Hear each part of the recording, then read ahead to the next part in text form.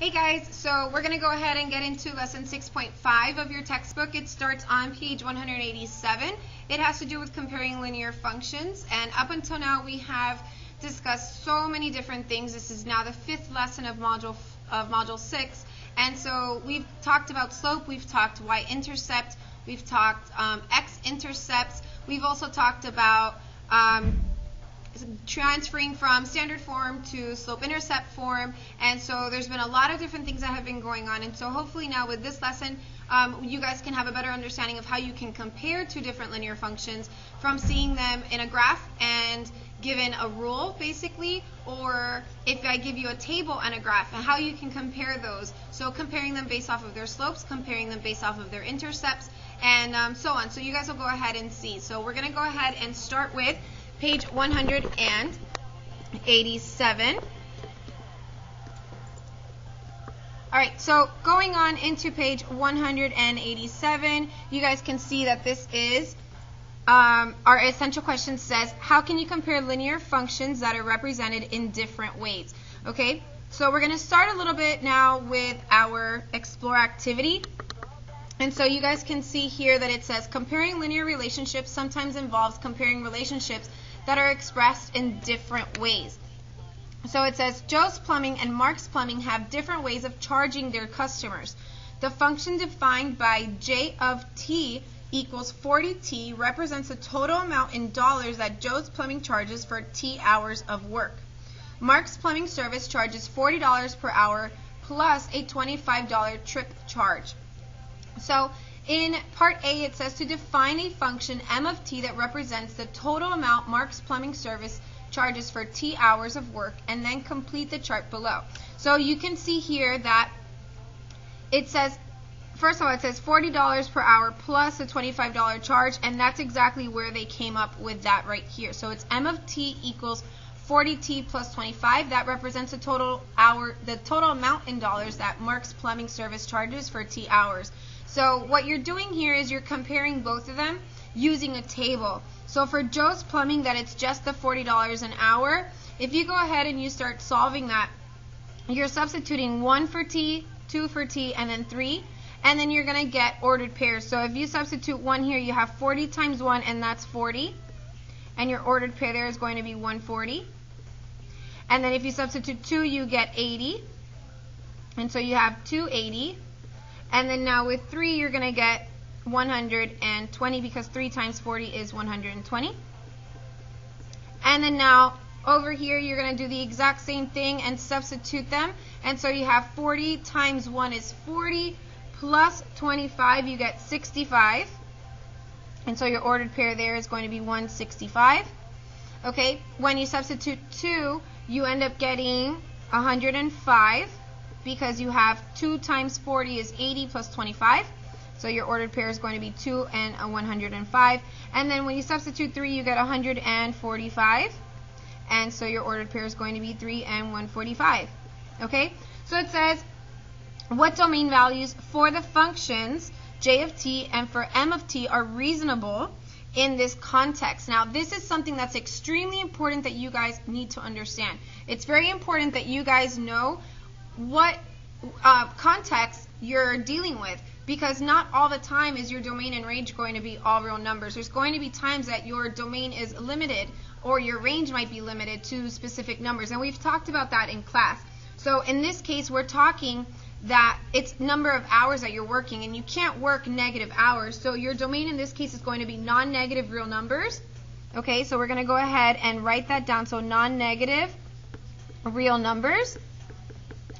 Okay, and it says, also another thing to keep in mind is a plumber can work for any fraction of an hour, but not for negative hours, because anybody can work any number of hours. So you can work whole number hours, you can work fraction hours, but you can't work negative numbers. Okay, so it's negative, non-negative real numbers for your domain. Okay, and then over here for graphing them, it says to graph the two cost functions for all appropriate domain values. And so notice again here that you don't even have any negative values for your hours. So you guys are just going to go ahead and plug in these points into these graphs, and then that way you guys can go ahead and see what that looks like. Okay, so flip over. Okay, and on page 188, it says to compare the graphs and how they are alike and how they are different. So once you have graphed them, okay, which you guys should have already paused to this video and plotted those points and graph it. Manuel Rojas, please report to middle high office. Manuel Rojas to middle high office, please. Sorry about that. The announcements came on. So anyways, that should have given you time to go ahead and pause the video and graph the two lines. Okay, so once you've graphed them, you want to go ahead and talk about how they are alike and how they're different. So you should have seen that they both have the same slope, but they have different y-intercepts. Okay, that's something that you can notice. Actually, if I flip over here, you guys can see, okay, this right here is your slope. The 40 is your slope, and they're going to have a different y-intercept because Joe is not charging any additional fee. His is just $40 per hour, while Mark is charging a $25 fee plus his $40 an hour. Okay, so that's going to be the difference there, is that intercept. Okay, so going back over here, it says to describe the range for J of t and for M of t. Okay, so the range for J of t is a set of all real numbers that's greater than or equal to 0, because he's not making negative money, he's making money every single time. And it says that the range for M of t is a set of all real numbers greater than or equal to 25. Okay, because Mark, as we said, he charges a $25 rate up front. Okay, so as I said, so J of t is all real numbers greater than 0. And then Mark, M of t, is all real numbers greater than or equal to 25. And I forgot to put here greater than or equal to.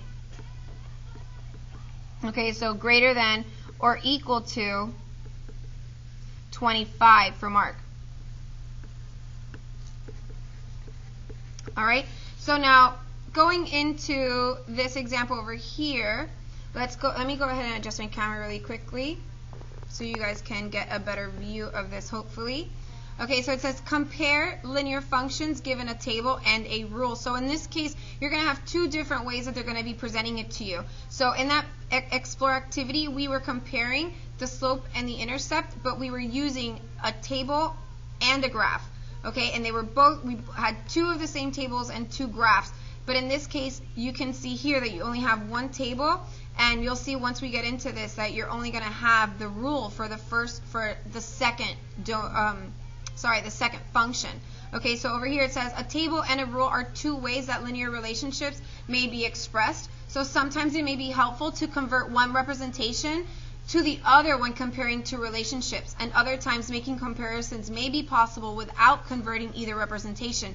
So what that's saying is that sometimes it's going to be easier for you to go ahead and make a table if you don't already have a table, or go ahead and you might not need to do any of that stuff. So you're going to have to see what you're given and see what's going to work best for that particular problem. Okay, so for this example, it says that the functions f of x and g of x are linear functions. The domain of each function is a set of all real numbers x such that 4 is less than or equal to x, which is less than or equal to 7. What that means is that your numbers can only be between that. So notice that your x is in between the 4 and the 7. Okay, so it's going to be all numbers from 4 through 7. Okay, and then it says that the table shows some ordered pairs belonging to f of x. So again, this doesn't mean that because we're only using 4 through 7, that doesn't mean that your only domain is 4, 5, 6, and 7. These are just some ordered pairs that belong to that function. Okay? And the function g of x is defined by the rule g of x equals 2x plus 3. So you can go ahead and use this rule to create a table. Then it says to find the initial value and the range of each function. Initial value is something we've never discussed before, and so that's something that you should be paying attention to while taking your notes down for this video. Okay, so you should know here that it says the initial value is the output that is paired with the least input. Okay, you should be putting a star around this and highlighting it so that you remember what an initial value means. So our least input value is the smallest number that x can be. So our smallest number that x can be in this case is 4. And so our input value is going to be 4. So in order for us to find our initial value for f of x, we can just look at this table here, and we know that our initial value is 8. Now, in order to find our initial value for g of x, we need to go ahead and look at our function and substitute 4 into our function. So we have 2 times 4 is 8, plus 3 gives us 11. So our initial value for g of x is 11, and our initial value for f of x was 8. Now it says to find the initial value and the range. So now we want to discuss our range here.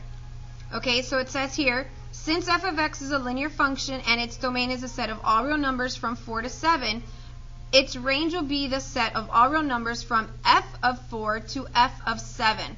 So now you want to know what f of 4 is and what f of 7 is. So we can see here that f of 4 is 8 and f of 7 is 14. So therefore, the range of f of x is going to be the set of all real numbers of f of x such that, and then you have 8 is less than or equal to f of x, which is less than or equal to 14. Again, your range is between 8 and 4. So including all numbers starting at 8 and ending at 14. Okay, you want to do the exact same thing over here with your g of x. So we know our range of f of x. Now we're going to get into g of x. And I know that this sounds a little bit confusing, but you'll see that it's really not as bad once you guys start doing this on your own, I promise. Okay, so for g of x, it says the same exact thing. We know that our domain is a set of all real numbers from 4 to 7. Okay, we know that g of 4, our real number, is going to be from g of 4 to g of 7 for our range. Okay, so g of 4, when you substitute 4 into that, we knew that our initial value was 11, but now we need to substitute 7. So g of 7, we have 2 times 7 is 14, plus 3 gives us that 17. So our range for g of x is going to be the set of all real numbers between 11 and 17. So including 11 and including 17. Okay? Let's get into that your turn question on the very next page. Okay? So on the next page, I'm going to adjust my camera again because I feel like it's looking a little topsy-turvy here. Okay, so our rule for the function f of x in example number 1 is f of x equals 2x. And so it's asking us how the slope and y-intercepts of the graphs compare. Okay, so let's look at our slope. So we know that our slope over here for f of x is going to be 2. And because it doesn't have a b, so remember we have y equals mx plus b. Remember, m is slope and b is intercept, y-intercept specifically. Okay, you see that this is not being added or subtracted by anything afterwards. It's just 2x. So your slope for f of x, okay, so your slope is 2 and your y-intercept is 0, meaning it's crossing the origin. Okay, now for g of x, let's find out what our slope is there. Okay, so we're going to come back over here and look, and in our rule, we see that g of x equals 2x plus 3. Our slope is going to be 2, and our intercept is going to be 3. So our slope is the same, but our intercept is 3. All right? Now, comparing linear functions given a description and a graph.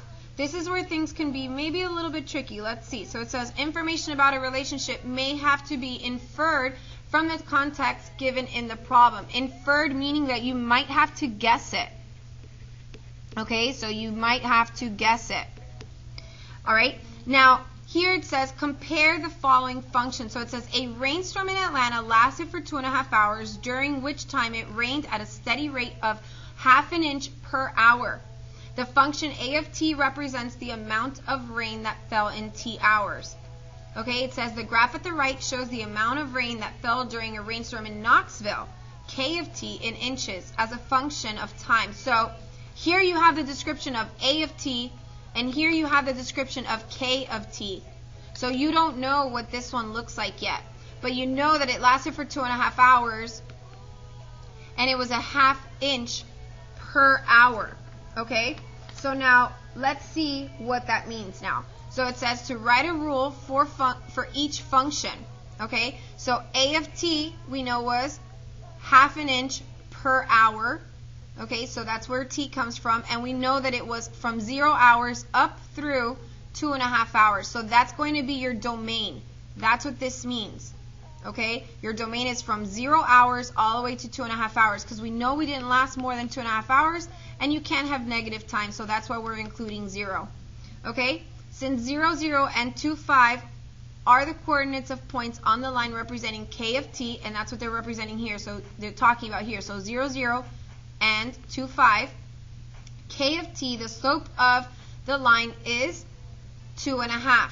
Okay, so all they used here was your slope formula. So they did your change in y over your change in x. That's how they got 5 over 2, which is 2.5. Sebastian Gorin, please report to the middle high office.